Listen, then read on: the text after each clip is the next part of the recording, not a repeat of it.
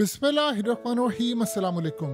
ये मनाजिर देखिए, आपको शायद गलत फहमी हो जाए कि ये गजा के मनाजिर हैं। ये गजा के मनाजिर नहीं हैं, ये इसराइल की तबाही के मनाजिर हैं। और इतनी कयामत ढाई है लिबनान की जानिब से इसराइल पर, इतनी कयामत ढाई है। इन्होंने रात को जो वहां पर स्ट्राइक किया, उसके बाद उन्होंने इनके संडे का जो दिन था उस पर इतनी कयामत ढाई है। इस वक्त हालत ये है कि पूरे का पूरा नॉर्थ साइड पैरालाइज कर दिया, तितर बितर करके रख दी है। इनकी खास तौर पर मिलिट्री इंस्टॉलेशन को उड़ा दिया है। और इस दफा इन्होंने काम ये किया है कि इसराइल की खास तौर पर आर्म फैसिलिटीज को उड़ा दिया है। और उससे भी बढ़कर इस दफा उन्होंने सिविलियन इलाकों में हमला किया है। उन्होंने किसी को नहीं छोड़ा। घर की गाड़ियां तबाह हो गई हैं, घर तबाह हो गए। यानी आप ये सोच ले कितनी तबाही यहाँ पर हुई होगी, कितने लोग मारे गए होंगे। इस दफा उन्होंने इनको बिल्कुल स्पेयर नहीं किया। इन्होंने कहा था कि हम आपके साथ ऐसा हशर करेंगे, आप याद रखेंगे। और आज आप देख लें कि इसराइल मुकम्मल तौर पर नॉर्थ की साइड पर पैरालाइज हो गया है, जिसे कहते हैं फालिज ज़दा हो गया है। और हालत यह है कि इसराइल का सारा दिफा तबाह बर्बाद हो गया। ना कोई इनका डिफेंस सिस्टम रोक पाए। इन्होंने रात को जो बमबारी की है, आप देख सकते हैं किस तरह वेव्स वहां से उठी हैं। और लोग सारे अभी तक जानने की कोशिश कर रहे हैं कि क्या इन्होंने मदर ऑफ ऑल बम मारा, क्या इन्होंने कोई न्यूक्लियर किया, कुछ भी किया। क्योंकि इस वक्त हालत यह है कि हिजबुल्लाह ने सिर्फ ऑर्डर जारी किए। उन्होंने कहा कि मारे इनको, रज के मारे, मार मार कर इनका भुरकस निकाल दें। और इस वक्त उन्होंने कहा कि अब हम पीछे नहीं हटेंगे, या ये रहेंगे या हम रहेंगे। और रहना किसी एक ने है। इस वक्त हालत यह है कि इसराइल की नॉर्थ की साइड से लोगों की गाड़ियां, घर, सड़कें, बागात, टोटली सब कुछ तबाह हो गया। फार्म हाउस उड़ा दिए गए हैं। इन्होंने कहा था कि हम आपके साथ वही करेंगे, आप हमारे सिविलियन इलाकों में हमला करेंगे तो दिन हम आप भी आपके सिविलियन इलाकों में हमला करेंगे। और इस वक्त हालत यह है कि पहली दफा इतना डीपेस्ट स्ट्राइक हुआ है इसराइल की टेरिटरीज में, इतना डीपेस्ट स्ट्राइक हुआ है कि इसराइल की तारीख में कभी इस लेवल की तबाही देखने को नहीं मिली। इस वक्त इसराइल का दिफाई निज़ाम तो आप छोड़ दें। जो सबसे ज़्यादा अहम तरीन बात है वो ये है कि इसराइल की फोर्सेस ने इस वक्त हाथ खड़े किए हैं। इसराइल के मीडिया पर उन्होंने कहा है कि मुकम्मल तौर पर जंग बंद करें। अवाम सड़कों पर निकले, उन्होंने कहा कि हमने जंग नहीं करनी। तुम या तो हमारी हिफाजत करते हो तो समझ आती है, हिफाजत करने में तुम नाकाम रहे हो। मुकम्मल तौर पर हमें तुम्हें तबाही के दहाने लाकर खड़ा करने वालों में से हो। और उसके बाद आप ये देखिए, इन्होंने इनकी रमात डेविड बेस और एयरपोर्ट के भी ऊपर हजारों के हिसाब से लोगों को इस वक्त तकलीफ ज़्यादा कर दिया है। आप इमेजिन कर सकते हैं, इन्होंने एयरपोर्ट के ऊपर हमला किया और उसके अलावा फादी 1 और फादी 2 मिसाइलों से एयरपोर्ट और इनकी रमात डेविड बेस के ऊपर भी इन्होंने मिसाइल दागे हैं। ये असल में उन्होंने इस दफ़ा एयरपोर्ट के ऊपर इसलिए हमला किया, उन्होंने कहा कि तुम लोगों को पता चलेगा कि तुम लोगों ने साउथ लिबनान के ऊपर जो हमला किया है वो अंदाज़ा नहीं कर पाओगे तुम लोग कि कितना खतरनाक था। पिछले चंद घंटे आप ये समझ लें कि इसराइल और लिबनान की तारीख के सबसे भयानक ये डेज में से एक थे। यानी उन्होंने इसराइल ने वहां पर जाकर स्ट्राइक किया, उन्होंने रात को ही स्ट्राइक करने शुरू कर दिए। सीन ये हुआ कि रात को इसराइल ने जब हमला किया तो उनकी, आपको पता है आर्म फोर्सेस ने क्या कहा? उन्होंने कहा कि हमने इनको पैरालाइज कर दिए, अब ये इस काबिल नहीं रहेंगे कि हम पर हमला करें। और जब इसराइल की फोर्सेस का बयान आया, जाहिर सी बात है जब ये बयान आता है तो लोगों ने कहा इसराइल के अंदर क्या बात है, क्या बात है, हमें तो रिलीफ मिला। अब हालत ये थी कि जैसे ही उन्होंने बयान दिया उसके बाद से इन्होंने बरसात शुरू कर दी। और आज नॉर्थ की साइड से इसराइल का शायद ही कोई घर बचा हो, यानी पूरा नॉर्दर्न साइड जो है वो पैरालाइज हो चुकी हुई है। हाइफा के ऊपर मिसाइल दागे जा रहे हैं, आग लगी हुई है, फायर फाइटर्स को उन्होंने बुलाया हुआ, लोगों को कहा है कि घर छोड़कर चल जाए। असल में इन्होंने कहा था कि हम नॉर्थ की साइड से लोगों को लाकर बसाएंगे। हिजबुल्लाह ने पिछले तकरीबन 1 साल से इनसे लड़ाई की हुई थी, 8 महीने से वो लड़ते जा रहे हैं।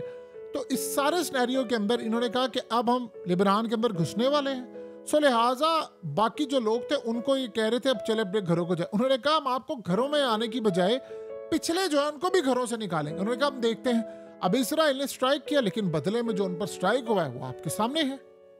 असल में अब सीन ये हुआ है कि इसराइल के ऊपर जो हमला हो रहा है उनकी बेसिस पर भी उन्होंने हमले शुरू कर दिए, सिविलियन पर भी। इसराइल को अंदाजा था इस बात का कि ये हमारे सिविलियन पर किसी सूरत हमला नहीं करेंगे, क्योंकि अभी तक ये जो हमले करते आ रहे हो मिलिट्री को, लेकिन उन्होंने अब रुख मोड़ दिया है। उन्होंने कहा है कि अब देखी जाएगी, जो होगा देखी जाएगी। वो मुकम्मल तौर पर उन्हें रुख मोड़ दिया है और इसराइल के जो सिविलियन इलाके हैं, जो एरियाज हैं, उसके ऊपर भी उन्होंने बमबारी शुरू कर दी, क्योंकि इसराइल ने वहां पर बमबारी की है तो उन्होंने भी करनी है।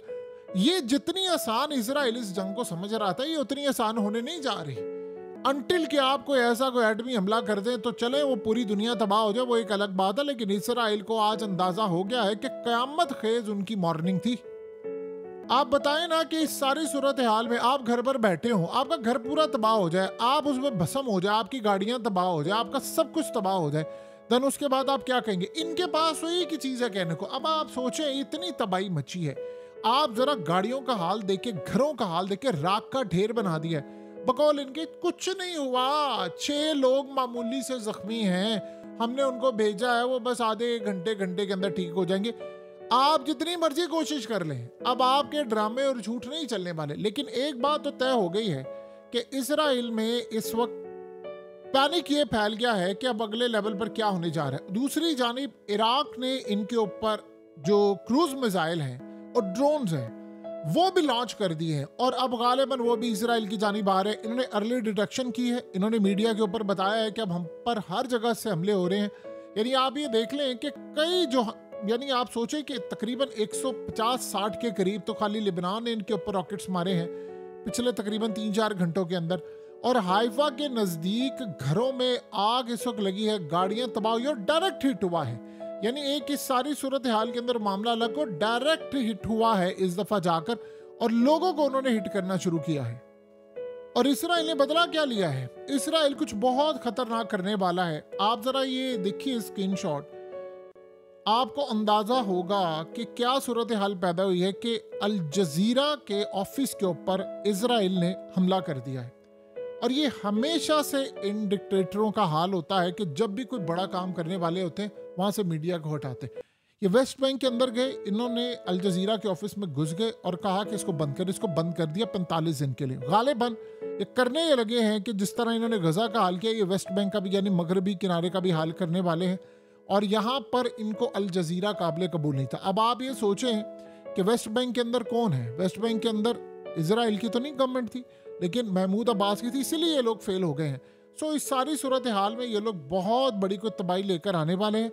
और इस दफा ये जो जंग है ये इसराइल इतनी आसानी से नहीं लड़ने वाला और ये जीतने वाला भी नहीं है।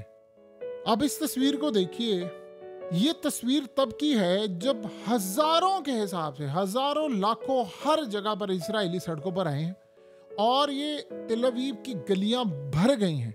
क्यों भरी है? ये तब हो रहा था जब इसराइल लिबनान पर स्ट्राइक कर रहा था और लिबनान इसराइल पर स्ट्राइक कर रहा था और ये अवाम उनकी निकली हुई है कि हमें इस जंग को बंद करना है। पहले तो बात ये होती थी कि गजा की जंग को या कैदी लेकर है, अब वो कह रहे हैं लिबनान की जंग को भी बंद करना है, क्योंकि अब डायरेक्टली टारगेट किया जा रहा है सिविलियन को दोनों साइड से। इंटरेस्टिंग सूरत हाल ये है कि इसराइल की नॉर्दर्न साइड में जो एयर बेसिस थी उनको उड़ा दिया है, मुकम्मल तौर पर तबाह कर दिया है। और वहां से अब जो इनके खास तौर पर मिसाइल या रॉकेट आते थे, जो ये अर्ली वार्निंग सिस्टम लगा हुआ था जिसे डिटेक्ट कर लेते या रोक लेते थे, वो अब ये नहीं हो पाएगा।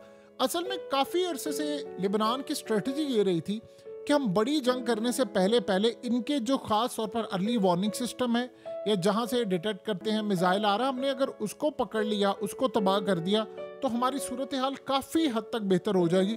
और वही एग्जैक्टली ये काम हुआ है।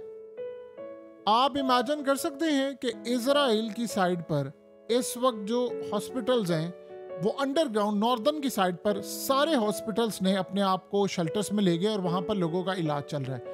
यानी एक तो इजराइल के अंदर अस्पताल भरना शुरू हो गए हैं, वो दूसरी साइड से डॉक्टर्स को बुलाकर लेकर आ रहे हैं और यहाँ पर जा रहे हैं। उनको खतरा ये है कि अगर ये जाते हुए ऊपर से कोई मिसाइल रॉकेट या चीज़ें आई तो हम इनको बचा नहीं पाएंगे। देखिए ये तो होना है, जाहिर सी बात है, जब आपने इस सारी सूरत हाल के अंदर लोगों को मारा है, जब आपने लोगों को तबाह किया है तो फिर आपको अंडरग्राउंड तो जाना पड़ेगा। आपने लोगों का वहां पर जीना हराम किया। अब इसमें एक चीज नजर आ रही है बड़ी इंटरेस्टिंग। अब हिजबुल्ला असल में जिस स्टेप के ऊपर जा रहा है वो काम ये कर रहे हैं कि वो गाइडेड मिसाइल और डिफरेंट तरह के मिसाइल अब टेस्ट कर रहे हैं जो कि इसराइल के रडार सिस्टम पर डिटेक्ट नहीं होते। और गालिबन वो बढ़ते बढ़ते रात को जितनी ये बमबारी करेंगे उतनी वो बमबारी करें। उन्होंने कहा कि अब हमने रुकना नहीं है, ना इसराइल ने रुकना ना इन्होंने रुकना। वो कह रहे हैं कि हम अब बढ़ते जा रहे हैं और ऊपर से आप देख ले यमन ने भी ऐलान कर दिया और इराक के रेजिस्टेंस भी वो कह रहे हैं जी हम भी हमला करने के लिए बिल्कुल मैदान में आ रहे हैं। तो दोनों साइड से जब हमलों की शुरुआत इस लेवल पर होगी तो आप उसको मैनेज नहीं कर पाएंगे। एक बात तय हो गई है, इस्राइल ने जंग छेड़ दी है और ये इस्राइल इतनी आसानी से जंग नहीं जीतेगा। इस सारे मामले पर इन सब ने अगर इकट्ठा इजराइल पर हमला कर दिया है, ये एक नहीं मैनेज कर पा रहे तो ये बाकी क्या करेंगे। बस एक बात हमेशा याद रहे, ये सारी सूरत हाल में जब इजराइल की शिकस्त हो रही होगी तो एक चीज का खतरा है, वो खतरा रहेगा और वो बड़ा खतरनाक है कि इजराइल कोई एटमी हमला ना कर दे। और वो कर सकते हैं क्योंकि उन्होंने प्लान किया है कि हम अपनी फिजा को बचा लेंगे रेडिएशन से या उसके असरात से। कितना हद तक ये चीज काम करती है ये नहीं पता, लेकिन एक बात तय है कि कर सकते हैं कुछ ना कुछ।